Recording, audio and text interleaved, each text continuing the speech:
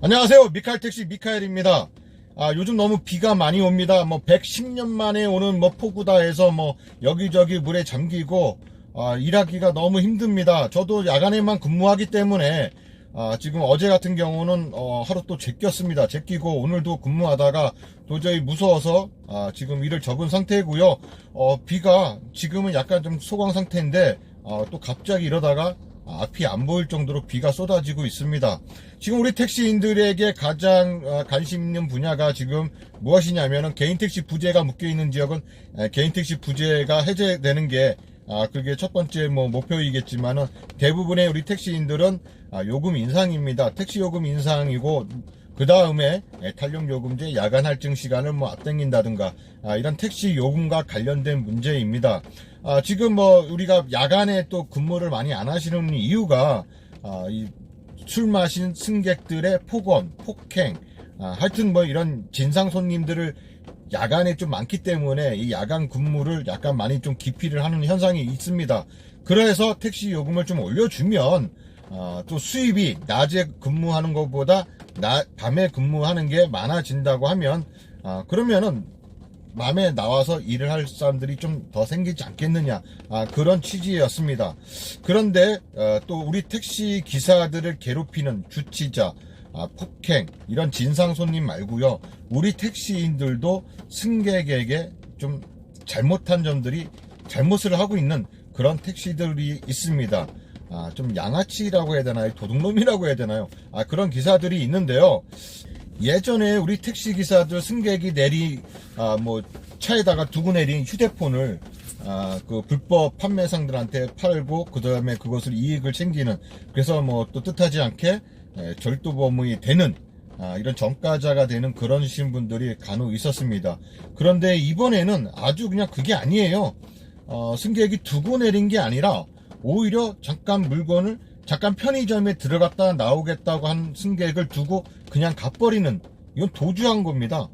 휴대폰이라든가 이런 작은 물건이라면은 몰랐다 하고 그냥 가버릴 수도 있겠지만, 이런 거 같은 경우 노트북하고 그다음에 서류, 그다음에 위급시 필요한 약들, 이런 짐이 많은 상태, 뒷좌석에 넣은 상태에서 간다고 하는 것은 이것은 명백한 절도라고 보여집니다. 그래서 제 채널은 우리 택시 기사님들을 위한 채널이고 우리 택시 기사님들만 보는 그런 채널임에도 불구하고 우리 일반 승객님께서 저에게 또 이메일을 보내왔습니다.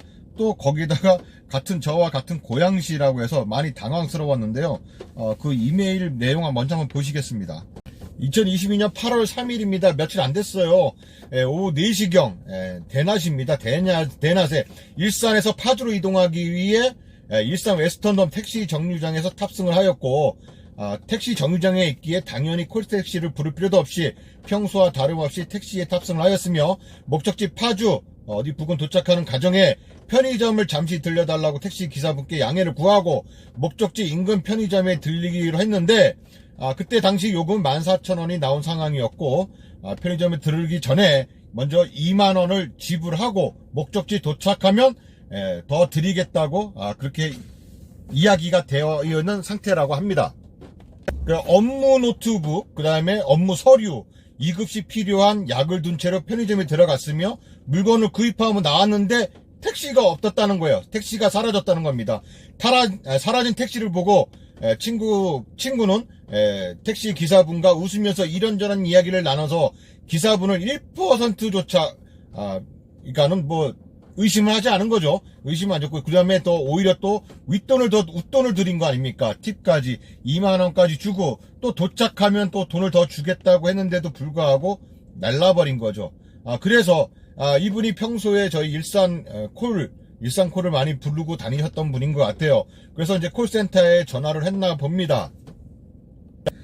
그런데 콜택시 상담사 반응이 그걸 왜 우리한테 말해요? 경찰서에 신고하세요 라고 첫마디로 대응했고, 여기에 많은 불신을 얻게 된 거죠. 콜을 안 불렀으니까 우리하고는 관련이 없다. 맞는 말입니다. 맞는 말이고요.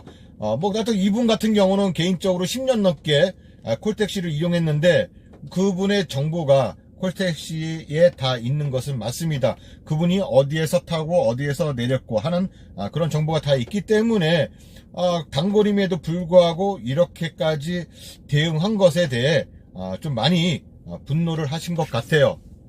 그래서 이분이 저한테 여쭤본 게 택시기사와 콜택시는 관련이 없나요? 라고 이렇게 말씀을 하셨는데요. 일산에서 많은 사람들이 택시를 콜택시를 이용하는데 이런 부분은 고객 대응 매뉴얼부터가 잘못된 것이 아닌가 이렇게 말씀을 하셨습니다. 근데 이분이 말씀하신 것처럼 콜센터하고 택시와하고는 상관이 없습니다. 개인 택시, 법인 택시가 이 콜센터에 가입을 한 겁니다. 개인 택시 사장님들 같은 경우 개인 택시들은 일일이 본인이 가입하고 탈퇴하고 뭐 이런 경우에요. 가입하신 분들 있고 안 하신 분들도 계시고 이렇게 다달이 한 달에 월정액을 주고 거기 콜센터에 가입을 한 겁니다. 법인 택시 같은 경우는 100% 거의 전부가 거의 고양시는 이 콜센터에 가입이 되어 있습니다. 그런데 법인 택시 개인 택시 같은 경우는 본인의 개인 택시 사장님들의 의견에 뭐 달려 있는 거죠. 뭐 가입하고 싶으신 분들은 가입하고 가입 안 하고 싶은 분들은 뭐 가입 안 해도 되는 뭐 강제적이 아닌 그런 겁니다. 근데 이 콜센터는요 그야말로 그냥 콜센터입니다. 그래서 승객이 전화를 해서 택시를 불러달라고 하면 그 내용을 가지고 택시기사들한테 뿌리고 거기서 내가 이것을 가겠다라고 수락을 하신 그 택시 중에서 승객과 가장 가까이에 있는 택시에게 매칭을 시켜주는 그런 역할을 하는 콜센터입니다. 그렇기 때문에 승객이 뭐 잊어버렸다고 해서 뭐 이 콜센터에서 택시 기사의 정보를 알려준다거나 이러진 않죠. 그러할 뭐 의무도 없고요. 다만 경찰서에서 공문이 협조 요청이 날라오면 저희 모든 택시들에게 이 메시지를 뜹니다. 뭐 어디에서 언제 어디서 뭐 어떠한 택시를 탔는데 어디서 내렸고 물건을 뭐 두고 내렸다, 소지품을 두고 내렸다, 그것을 뭐 손님을 태운 기사는 뭐 연락을 바랍니다. 막 이러한 내용들을 가지고 메시지를 띄운다거나 뭐 여기는 좀 군부대 지역들이 있다 보니까 뭐 탈영병 또한 뭐 범죄 이용한 뭐 차량들 뺑소니 아니면 범죄자 이런 목격자를 저희 택시들이 많이 신고를 합니다. 이런 메시지를 보고 많이 신고를 하기 때문에 이러한 협조 요청 메시지가 많이 날라오는데요. 그래서 승객들도 단골이니까 내가 단골이다 보니까 이렇게 하면은 콜센터에서 알려주지 않을까라는 그런 기대 심리에 한지만 이 콜센터에서 대응을 잘못한 것 같아요.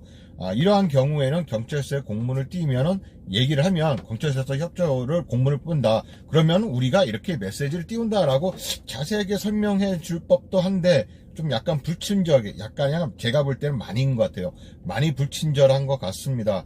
저희도 사실 이 콜센터가 대충 어디에 있는지는 아는데 정확한 위치를 모르고 계신 분들도 많아요. 이 콜센터가 어디에 있는지 모르는 분들도 많기 때문에 그냥 이용만 하는 것 뿐이지 그래서 이 콜센터하고는 관련이 없습니다. 그래서 근데 이 콜센터 대응을 진짜 잘못한 것 같아요. 이렇게 하다가는 이분이 두 번 다시 뭐 이제 일산콜 부르겠습니까? 이게 결국은 또 이렇게 플랫폼 택시로 또 빠져나가는 거지. 그러니까 이거는 콜센터 대응을 잘못한 거라고 생각합니다. 어쨌든 저쨌든 간에 이 택시예요. 지금 남바는 지금 흐릿해서 잘 보이진 않지만 지금 갓등을 봤을 때 이 택시 갓등이 약간 푸른색으로 보여집니다. 푸른색은 개인 택시일 가능성이 많고요. 저희 고양시는 주황색은 법인 택시, 파란색은 개인 택시입니다. 그리고 저렇게 뒷 유리창에 1577-1325라고 전화번호가 적혀야 되는데 전화번호가 없는 걸로 봐서는 지금 콜센터에 가입되어 있는 차량이 아니고 또한 파란색이다 보니까 제가 볼 때는 저희 고양시 개인 택시가 맞는 것 같습니다. 뭐 택시 정류장에서 태웠다고 하니까 개인 택시가 맞는 것 같고요. 이분 참 그래도 개인 택시인데 어떻게 이런 일을 벌일 수가 있겠습니까? 노트북 아무리 이게 그게 큰 돈도 아닐 거고 그걸 팔아서 얻다가 써먹으려고 하는 건지, 모르고 갔다라는 것은 말이 안 될 것 같습니다. 이래서 우리 택시들이 욕을 먹는 거예요. 이래서 한 사람만 택시에 대해서 불신을 갖겠습니까? 분명히 지인들 누구한테도 얘기하고 계속 얘기할 거 아닙니까? 그 지인들. 그 이야기를 들은 이분의 지인들은 우리 택시들을 다 불신을 할 겁니다. 그러면서 니들이 씨발 무슨 택시 요금을 올려달라느니 저래느니 하면서 욕을 할 거라고요. 이런 것은 벌어져도 안 되고, 이런 건 생각조차 하면 안 됩니다. 오히려 승객이 물건을 두고 내리면 그것을 찾아주려고 백방으로 수소문을 해야지. 아니면 파출소에 맡기든가. 그러면 오히려 차라리 수고료라도 받지 않습니까? 근데 이것을 두고 그냥 가버린다? 야, 오히려 버릇 없던 손님이라든가 진상 손님이었던 것도 아니고 즐겁게 이야기를 나누고 가던 도중에 오히려 요금이 14,000원이 나왔는데 2만원을 두고 또 도착해서 돈을 더 드리겠다고 얘기했는데도 불구하고 그거를 날랐다는 것은, 야, 정말 진짜 이거 도둑놈 새끼네. 진짜 어떻게 이렇습니까? 예? 여러분, 이 새끼 이거 잡아야 되는데 어떻게 잡습니까? 물론 이제 경찰에 신고를 하셨다니까는 금방 잡히겠죠. 우리나라 CCTV 얼마나 잘 돼 있습니까? 잡히겠는데, 1벌 100개 해로 해서 절대 용서를 하면 안 됩니다. 예전에 같은 경우는 이 차량을 이용해서 범죄를 저질렀을 경우에는 면허 취소 사항에 해당이 됩니다. 그래서 이분 같은 경우는 면허 취소가 되면 개인 택시도 날아가는 거죠. 그런데 얼마 전에 몇 년 전인가요? 2001년도 작년인가 재작년인가 이런 비슷한 범죄에 이용해서 결국은 구제를 받은 사례도 있긴 해서 아주 강력 범죄가 아닌 이상은 면허 취소가 되지 않는 걸로 알고 있는데요. 어쨌거나 이 사람에게도 그렇게 면허 취소에 해당되는, 그래서 개인 택시 자체를 못하게 만들어 버려야 됩니다. 이런 사람이 무슨 개인 택시를 합니까? 예? 말도 안 되는 상황입니다. 우리 택시인들이 좀 더 반성을 하고 이런 일이 생기지 않도록 주의를 하고요. 또 승객이 두고 내린 물건들은 웬만하면은 다 파출소에 만약에 진상 손님이었다 하더라도 파출소에 맡겨서 찾아갈 수 있게 이렇게 해주면은 우리 택시에 대한 인식이 조금이라도 더 올라가지 않을까라는 생각이 듭니다. 그리고 이렇게 제보해 주신 분들께 좀 위로의 말씀을 드리고요. 우리 택시 전부가 그렇다는 게 아니라 이런 일부 택시 기사니까요. 그렇게 너무 마음을 나쁘게 갖지 않으시고 빨리 그 물건을 찾기 바라시고, 또 찾게 된다면 그 개인 택시 그분께는 합의하지 마시고 아주 처벌을 강력하게 요구를 하십시오.